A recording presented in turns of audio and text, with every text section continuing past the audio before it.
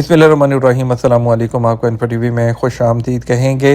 Saudi अरब में बहुत से गैर मुल्की हैं जिनको परेशानियों का सामना करना पड़ता है जब उनका कफ़ील इंतकाल कर जाए या उनका इकामा नहीं बने या तनाज़ुल कराने के सिलसिले में। इस तरह की बहुत सी जो है परेशानियां हैं जिसमें हज़ारों नहीं लाखों की तादाद में जो गैर मुल्की हैं वो जो है डेली बेसिस पर उनको कोई ना कोई प्रॉब्लम का सामना करना पड़ता है।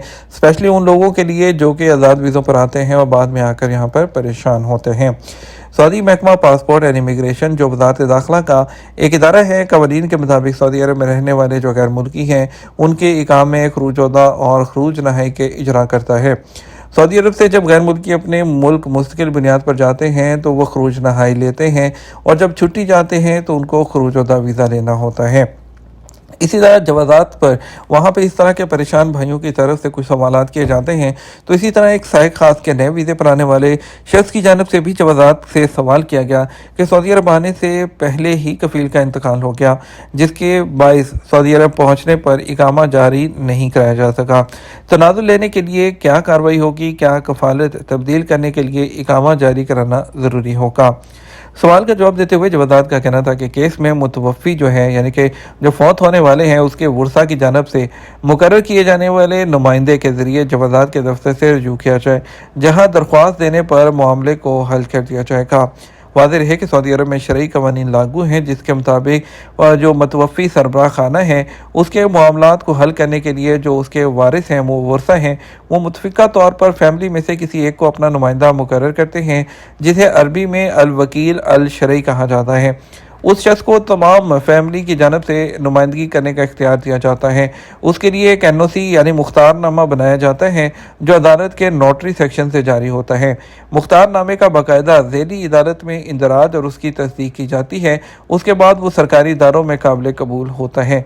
अगर किसी के कफ़ील का इंतकाल हो जाए और उसके ज़ेर कफ़ालत गैर मुल्की कारकुनान हो तो इस सूरत में कारकुनान के इकामों, कफ़ालत की तब्दीली, फ़ाइनल एग्ज़िट तमाम मामलात रुक जाते हैं, जिनके हल के लिए सरकारी इदारे से रजू करने के लिए जो उनके वारिस हैं, वर्सा हैं, जो कि फौत होने वाले के उनकी जानब से जो मुकर्रर किए जाने वाला नुमाइंदा है उसकी ज़रूरत होती है।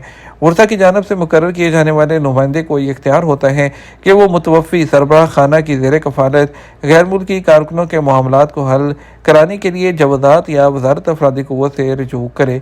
वर्सा की जानब से मुकर्रर किए जाने वाले वो नुमाइंदे जिनके पास अदालत से बाकायदा तस्दीक शुदा NOC ना हो वो ज़ेर कफ़ालत गैर मुल्की कारकुनों के किसी मामले को हल कराने की सलाहियत नहीं रखता है।